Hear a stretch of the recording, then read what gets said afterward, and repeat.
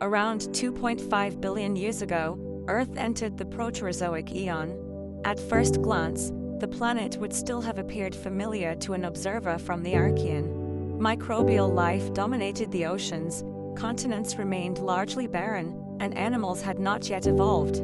Yet beneath this seemingly stable surface, a change was underway that would permanently alter Earth's atmosphere, oceans, and future ecosystems.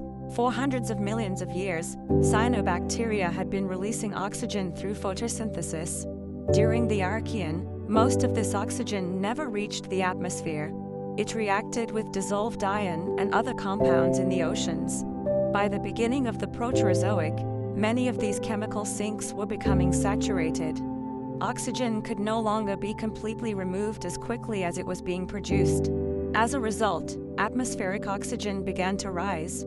This event, known as the Great Oxygenation Event, was one of the most significant environmental changes in Earth's history. For the first time, oxygen started accumulating in the atmosphere in substantial amounts. The increase in oxygen was not beneficial for all organisms. Many early microbes had evolved in oxygen-free environments and were poorly adapted to the new conditions. For these organisms, oxygen was toxic. As atmospheric oxygen increased, large portions of Earth's microbial biosphere were forced into restricted habitats where oxygen remained scarce. Some groups survived in sediments, deep waters, and other low-oxygen environments, while others disappeared entirely. The effects extended beyond biology. Oxygen reacted with methane in the atmosphere, reducing the concentration of one of Earth's most powerful greenhouse gases. As methane levels declined, the planet may have cooled significantly. Some scientists link this process to major glaciations that occurred during the Proterozoic. Kapag narinig natin ang salitang history, tao agad ang naiisip natin. Pero paano kung sabihin kong ang Earth ay may kwento na mas matanda pa sa kahit anong civilization? Before humans? Before dinosaurs? Our planet had already gone through billions of years of change. Join us As we travel back in time, and uncover one of the longest and most important chapter, in Earth history. hindi pa ganito ang mundo noon. Wala pang kagubatan, hayop,